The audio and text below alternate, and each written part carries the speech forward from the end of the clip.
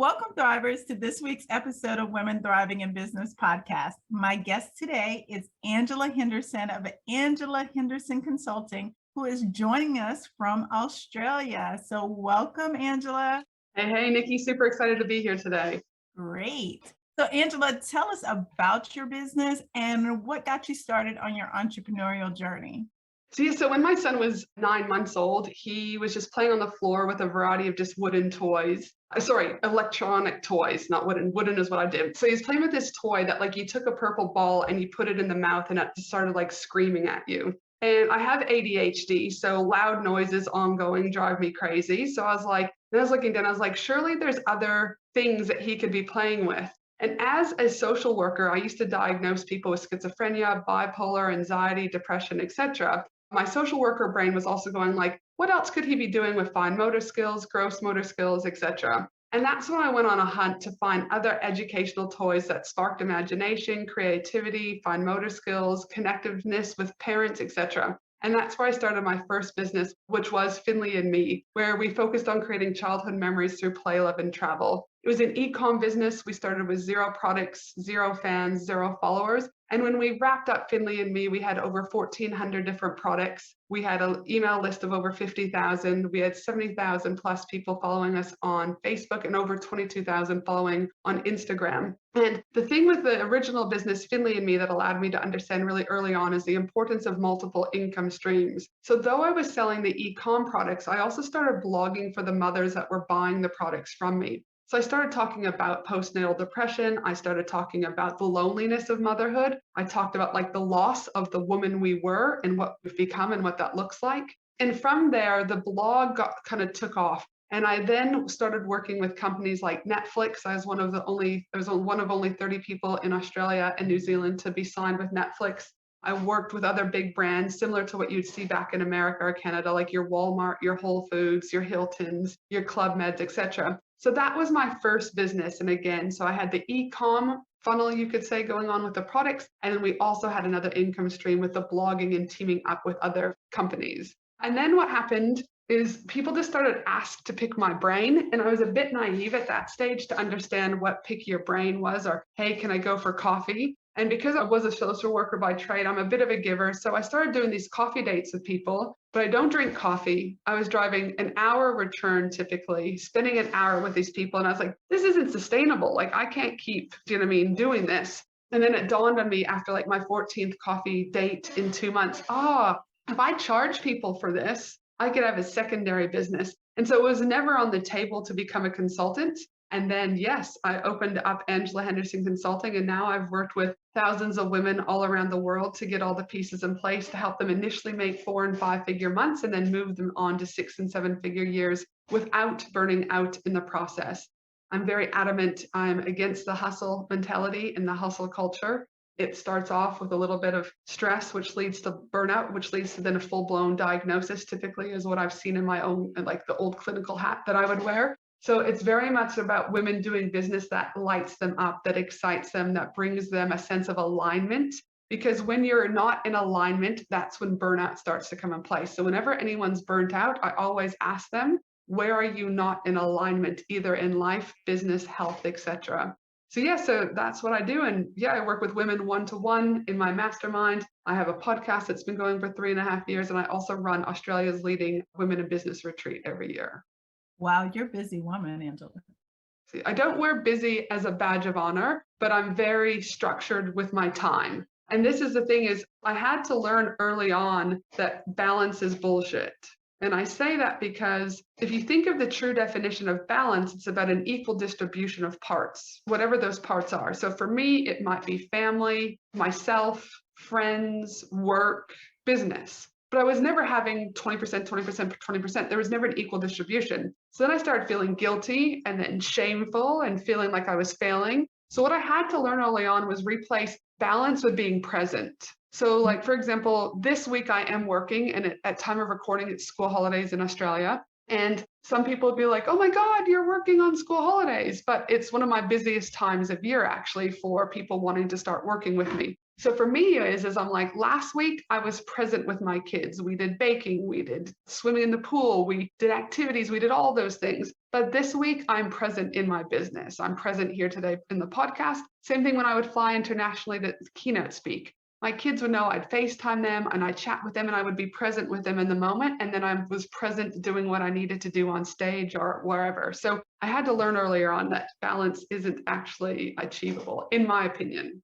I think we can explore that. That could be a whole other discussion about. I love that. And just, I think you bring up a great point around how people, particularly, I'm going to say, particularly moms or, specifically women, tend to feel guilty when they're being pulled in all these different directions. And I think you're exactly right. When you try to balance and then you're getting pulled in all these different directions, you start to feel guilty. And then you start not to do any of the things that you're trying to do well. And so I think that that's a key point. And it's great that you've gotten to that kind of understanding around that. I also, with that whole balance and present notion, the other thing is that I had to learn early on is I can be an amazing mother, but I can equally be an amazing woman in business. You can have both. You don't have to choose. And I feel like in my experience with working with thousands of women, that a lot of them at the beginning, when I start working with them, is they feel like they can only do one or the other. And I also noticed that too, like I traveled to a lot of masterminds around the world. So like the Maldives, America, a variety of places. And when I'm there, I'm one of the quote unquote only moms in that space, or one of a few moms in that space. And when I was speaking to my clients about this, I said, well, why is that? Why are you not going to conferences? Is it because you don't want to? And that's okay. And they said, no, they're like, I could never leave my kids. I would be a bad mom. I could never ask my husband or partner, right, to look after them. Like that would be 3 days. That's too much. And I was like, well, if that's what you choose, that's your choice, because you are responsible for every decision that you make. But just know that you can make a choice to arrange to come if you want to.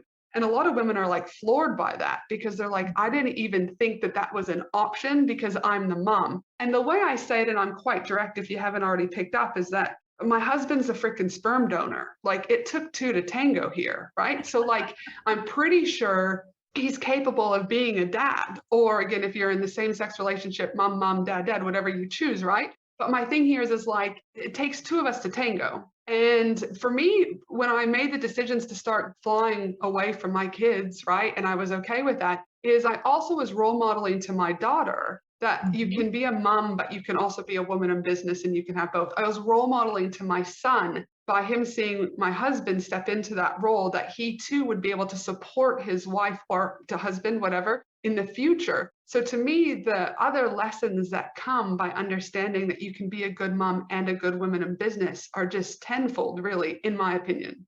I definitely agree. And I also think that a lot of people, some of it is ego, right? So, no one can do this as good as I can. Mm-hmm. So it feeds on itself. So as much as people those women that you talk to, not seeing that there's an opportunity or possibility, but sometimes it's not even allowing for that to be a part of the conversation. Because how can people get by without me?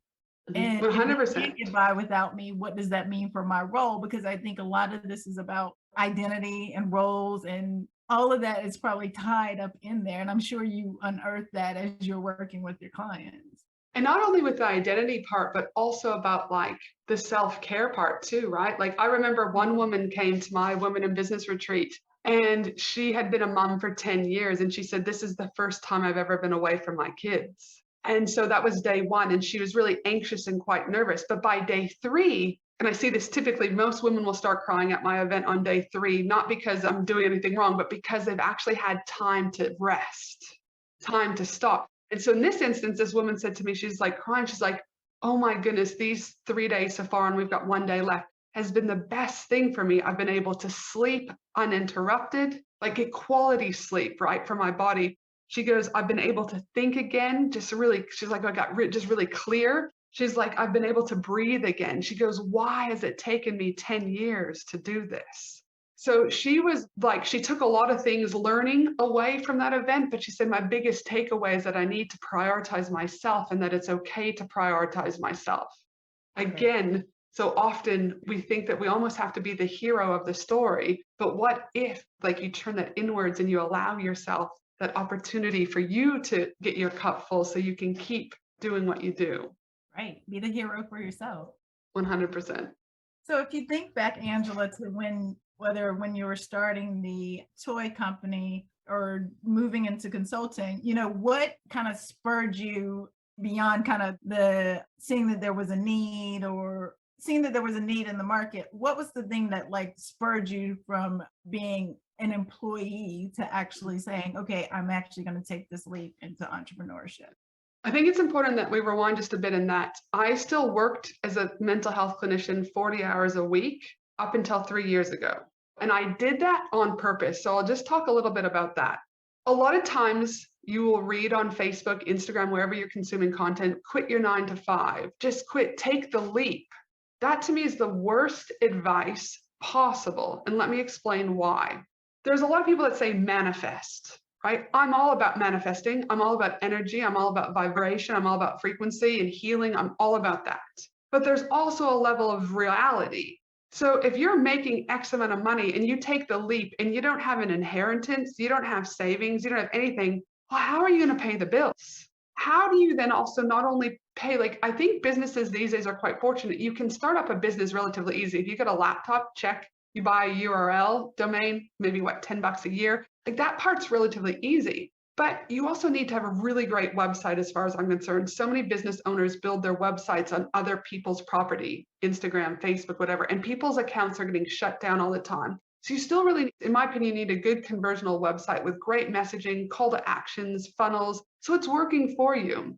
Branding isn't a necessity. It always helps, but it's not like, again, you could do something on Canva and get bought, but there's other things that you still need. Not to mention, you need customers. There's only 3 ways to gain visibility: organic, partnership, and paid. When you start going or from an organic point, you're exchanging time because you've got to keep posting, posting, posting. Partnerships is great, but you're still exchanging time because you're building relationships. And obviously with paid ads, you're exchanging money to be able to get there quicker. So the reason why I stayed in my 9 to 5 job was because of the fact that in Australia, I got 4 weeks annual leave, 2 weeks sick leave, 10 public holidays. I was also got 1 roster day off because of the work that I did. And I also was able to buy 4 weeks of purchase leave in Australia. So I was actually only at my job for like 7.5 months out of the year, but still getting full pay. And then what I did is I just used my sick leave. It's an entitlement. And I would just take 1 Friday off every month to work on my business. The other thing is when I was working that, again, I'd leave the house, wake up, get the kids settled, do you know what I mean, to daycare, I'd get to work, I'd come home, and then I'd really have tight boundaries from the time I walked in until the time I went to sleep. I wasn't on my computer working, I was with the kids, I was present with them. But from the time they were in bed until say 10 o'clock at night, I knew I only had 3 hours to get all my shit done. And so I was able to manage my time. And actually, I reckon working a full-time job, I was more productive in many ways than I am now, where I'm like this morning before recording, I'm off doing an Instagram scroll. I'm off getting distracted and reading an article. I'm off with the fairies, which is fine, but it's like those are minutes gone now. So that's just to let the audience know, that's why I stayed in the 9 to 5, because if not, I would have been worried about the financial stress that it would have put on my relationship. My kids wouldn't have been able to travel and have all those things, right? And it's not about things, but it was about, for me, creating memories through travel. And again, my money from my job was able to help also fuel my growth in my business, buy more stock, do more markets, pay for advertising, etc. So I think it's important for people to just understand that concept, that it might not be ready to flee the cuckoo's nest, right, is what I say, right? It might not be time yet. And you can always do a stagnant it. So you might be at 5 days, and you might say to your boss, once you start making a little bit of money, you're going down to 4 days, and then you might go down to 3 days, and then you might take the leap. But again, just be so mindful, because again, the financial stress, which leads to a mental health diagnosis, potentially relationship breakup, inability to connect with your kids. There's a lot of other things that could happen if you choose to take that leap. And again, these are variables you have to consider. Does that make sense?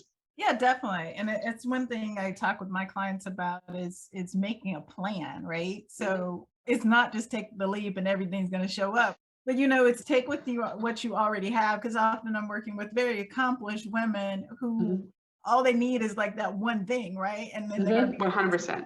to be successful. And I think I always say have a plan, because one, you want to have a financial cushion so that you don't basically leave your job and end up in a worse situation, meaning you have to take on clients that you don't care about, meaning you have to do Totally. work that you don't want to do. So having that cushion so that you can plan, right? So that you can, well, one, take a break, because sometimes you got to Totally. take a break, and then start to be thoughtful and mindful about what it is that you do, being able to invest in yourself, whether it's coaching or the marketing or all the things that you need in order to actually generate clients. Like that's the thing that you use to invest. And so I love this idea of you saying, like, use your 9 to 5 job to actually invest in the business that you want to have.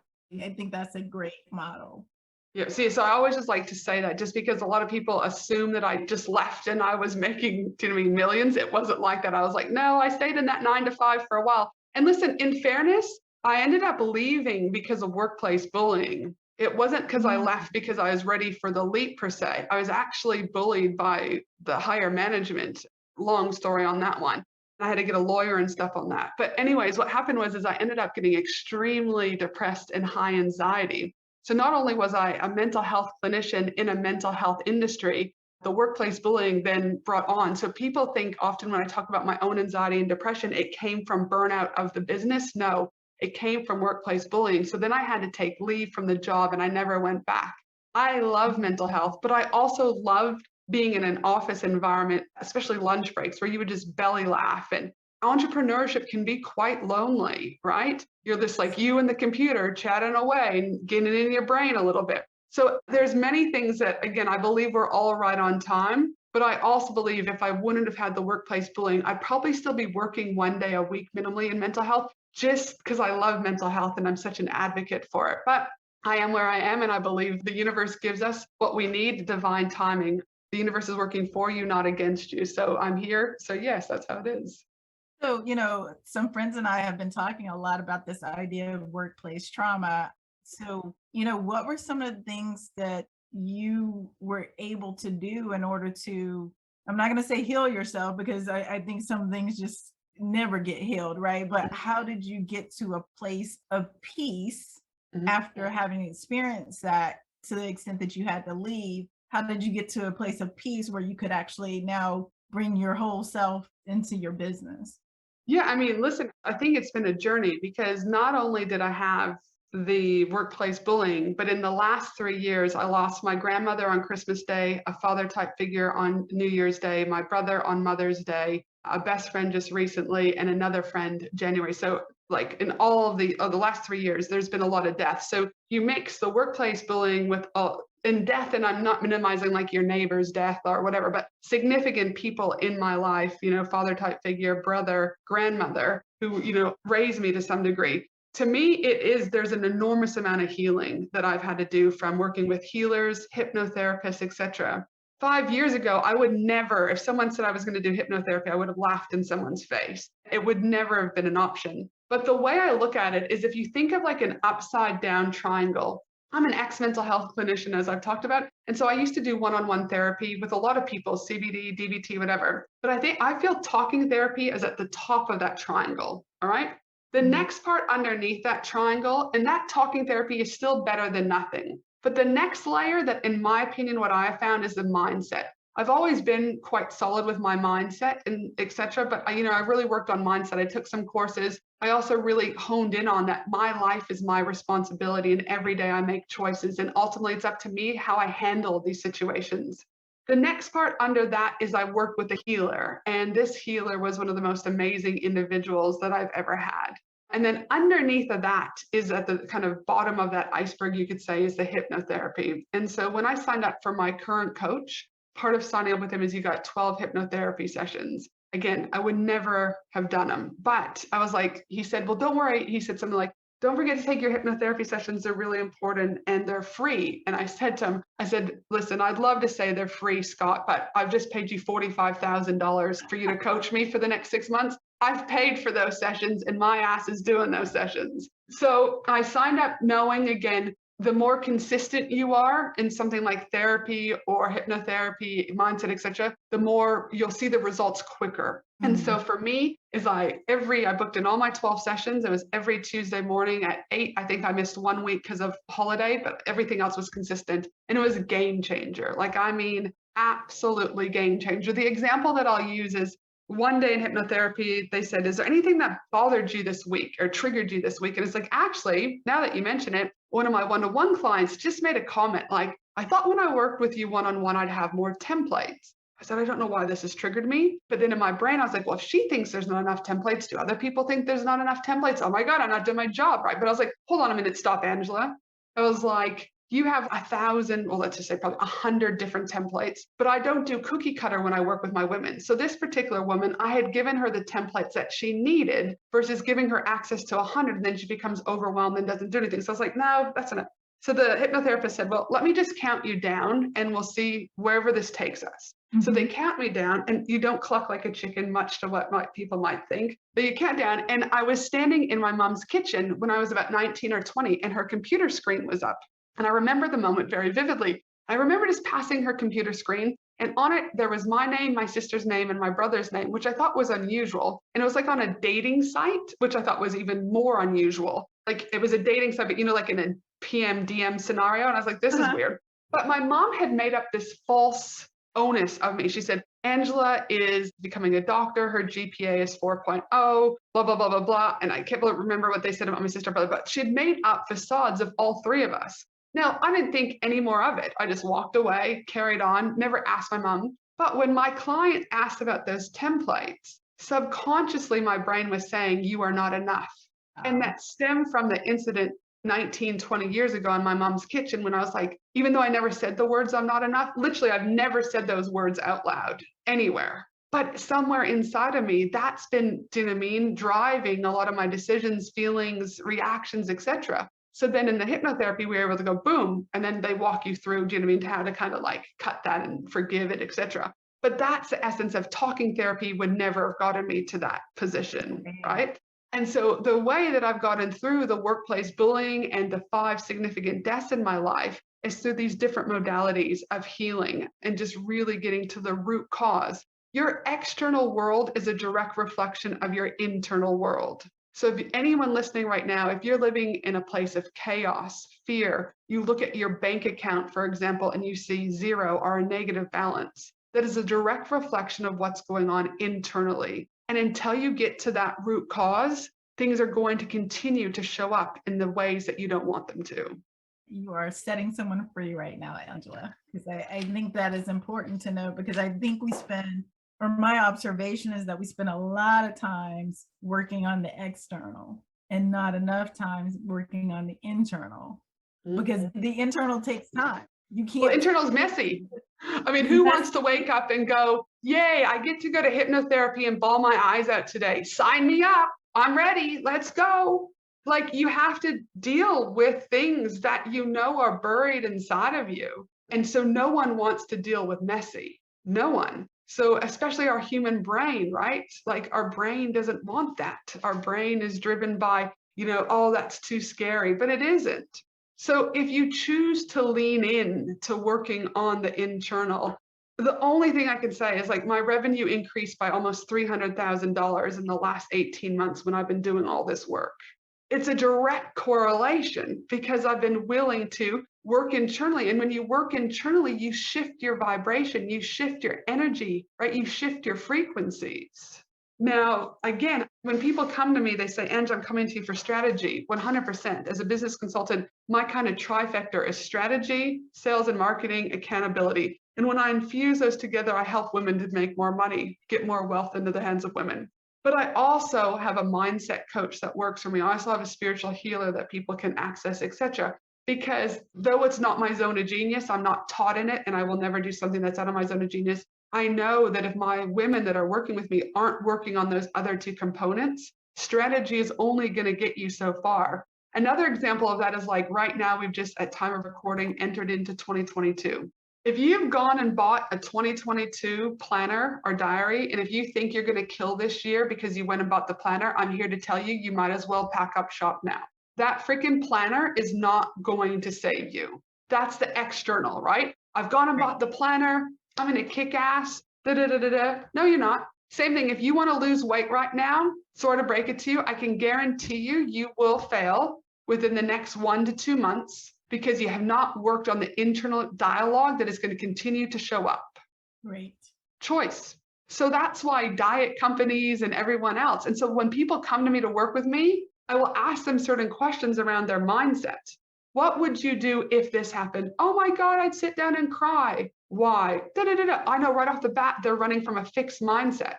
So I need to make sure that when they're about to sign with me, I say, you do understand that in order for you to be successful, it's up to your action and our inactions that are going to get you there. And part of those actions are going to have to be to look within the internal.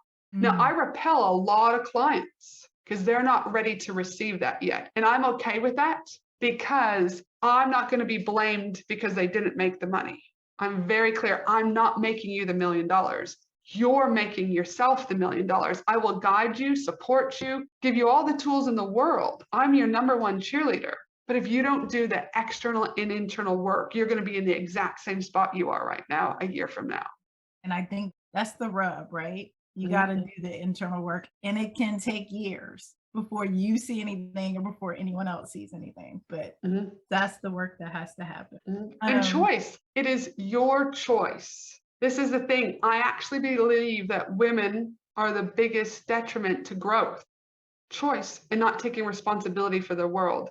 I often hear, my husband didn't do that. The kids are taking up too much time. Dude, we all have shit going on in our world. But when are we going to start taking responsibility for the choices? Because whatever you are not changing, you are choosing. Yes. And so like a lot of women I hear, and I'm like, well, hold on. You're pointing fingers at the husband. You're pointing fingers at the kids. You're doing all this. But if you look at when you put your hand out, there's 3 fingers pointing back at you. We forget the notion that our life is our responsibility. We think that people are coming to save us. An example that I had to learn is that I just assumed that my husband would buy me flowers because, well, that's what the movies tell you. They're supposed to just walk in and sweep your baby. I have to tell my husband because that's not how his brain works. Now, some people will say, well, what a dick husband, or he should be able to read your mind. People cannot read your mind. So as women, we need to ask for help. You know, a lot of women, when they start coming to me and start working with me, one of the things I talk about is what's home life like? Because I don't just look at business. What's going on at home? Oh, my husband doesn't do the vacuuming. He doesn't do the cooking. Have you asked him?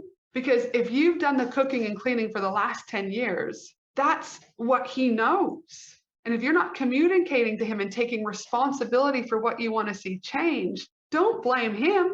Blame yourself for not asking. Now, if he chooses after you have that conversation not to help or whatever, probably going to say you're probably going to make some decisions later on if you're staying together with this man or not, right? But the thing is women, we have a hard time to ask for help.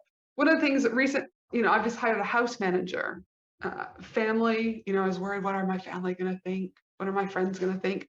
Jesus, it's been the best thing since sliced bread. I mean, she's here at time of recording right now. She's just gone and got my groceries for me and she's about to cook my lunch. Now you might think, what a privileged woman. No, here's the thing. She doesn't actually have work at the moment.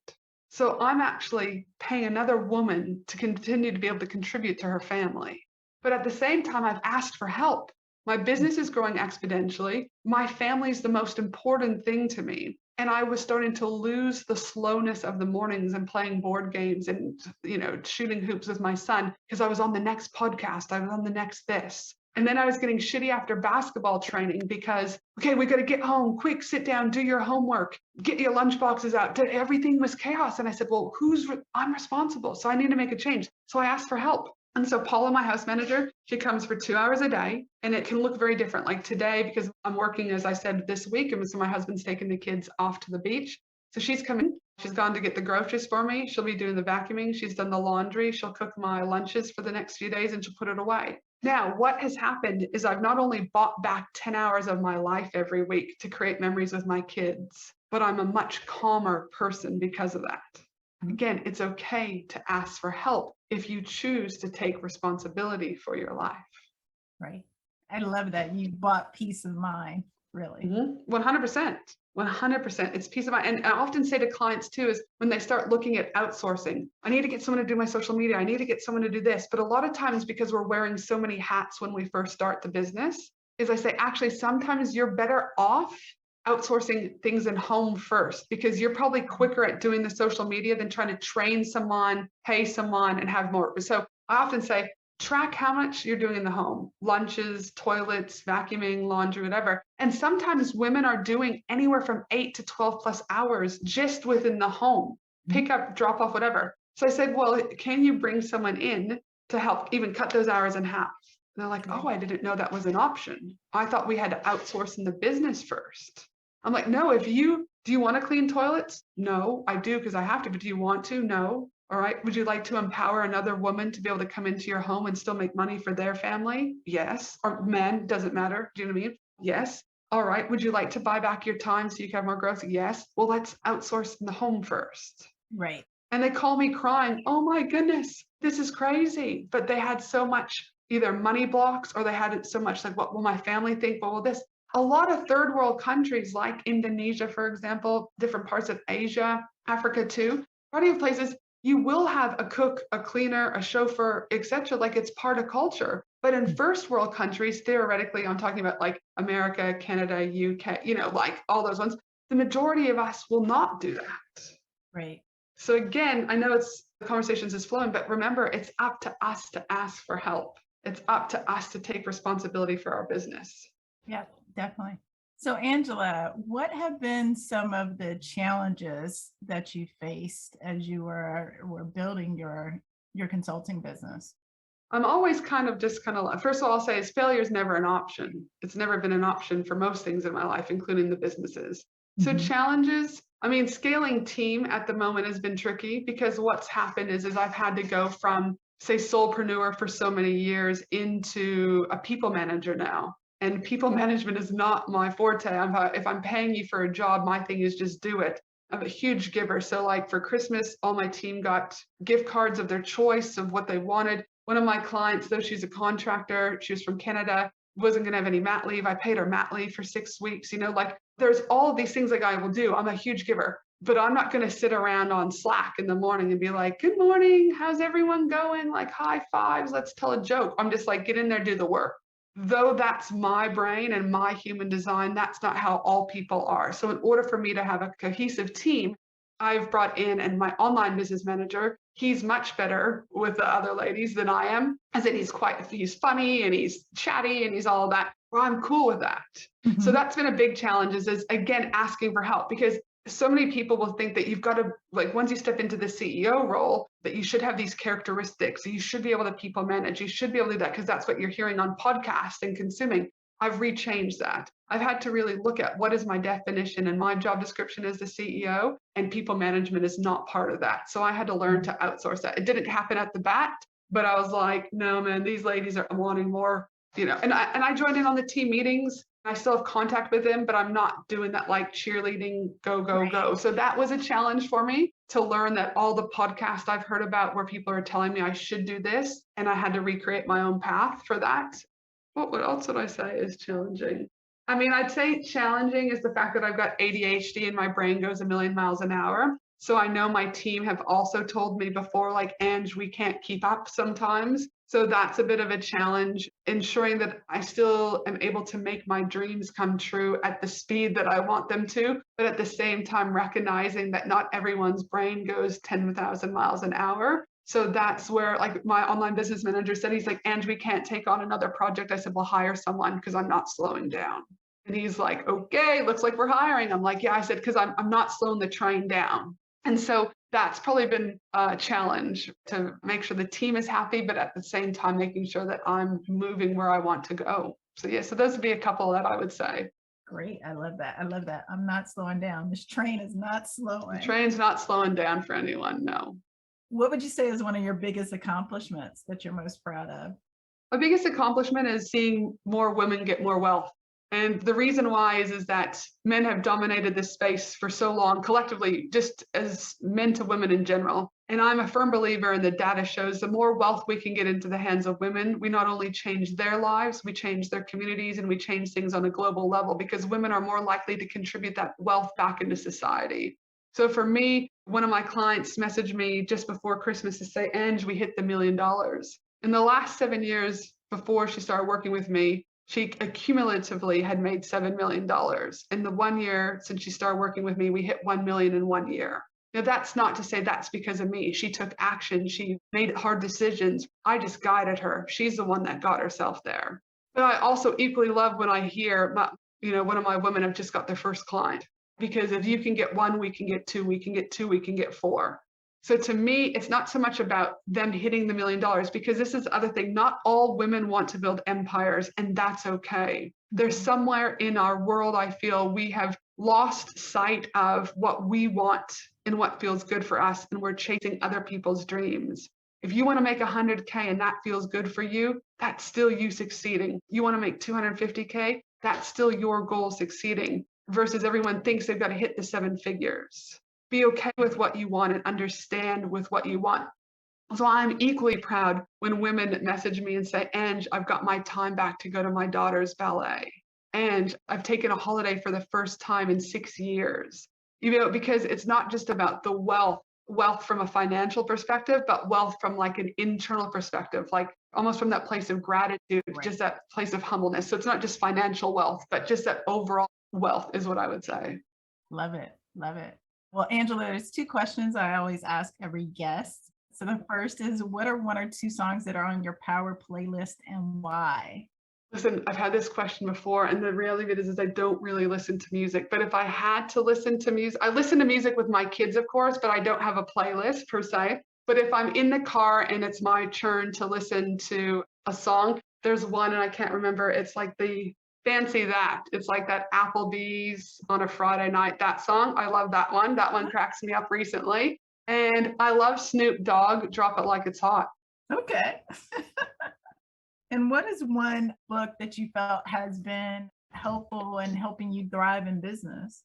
Yeah, the one book that I think is imperative for all business owners to read is, and I'm just pulling something up so that I can read 5 laws of strategy. I should know this off by heart because I've said this on so many podcasts, but I'm just pulling it up now. It's The Go Giver by Bob Burg and John David Mann. And it's really about what I feel is missing in our overall business model. We've got B2B marketing, we've got B2C marketing, but I'm very much about human to human marketing, the experience and interaction one faces with a particular brand. And though the Go Giver book doesn't name it human to human marketing, what the guys talk about really is this thing called the 5 laws of stratospheric success. And they talk about the law of value. Your true worth is determined by how much more you give in value than you take in payment. They talk about the law of compensation. Your income is determined by how many people you serve and how well you serve them. The 3rd law is the law of influence. Your influence is determined by how abundantly you place other people's interests first. The 4th law is the law of authenticity. The most valuable gift you have is to offer yourself. And the 5th law is the law of receptivity. The key to effective giving is to stay open to receiving. And I think people are missing this component of their business. They're forgetting to lead with value. They're forgetting to treat people like human beings. They're forgetting that behind every transaction, there is a human, and they're just looking for the next credit card. Ding, ding, ding, ding, ding. Lead with value. So if there's any book, I picked this book up probably, 6, 7, 8, 9, 10 a year, not to read it full to full, but just as those gentle reminders, because they've done such a great job and such an easy read. But the problem is it's so counterintuitive to what pretty much we're being taught on the internet. So again, not all people get it, but when you do, I tell you, I'm here, as a 7-figure woman in business, and I'm here to tell you I lead with value, and you can be profitable. You can be a good human and still make money. You can still have your ethics and still make money despite what you might be consuming. So yeah, The Go Giver by Bob Burg and John David Mann. Great. Thank you. We'll add that to the show notes. So Angela, how can folks get in contact with you if they want to learn more? Yeah, I always say head to my website, which is angelahenderson.com.au. And from there, you can choose to listen to my podcast. You can choose to book a call to work with me. You can read my blog, or you can find me over at Instagram. And my handle at Instagram is Angela Henderson Consulting. All right. Well, Angela, it has been a pleasure talking with you today. I've learned so much. I have some great takeaways. And, I think I'm going to adopt not slowing down as my mantra. So I love that. Thank you for your time today. Thank you so much. You have a beautiful day. All right. Take care.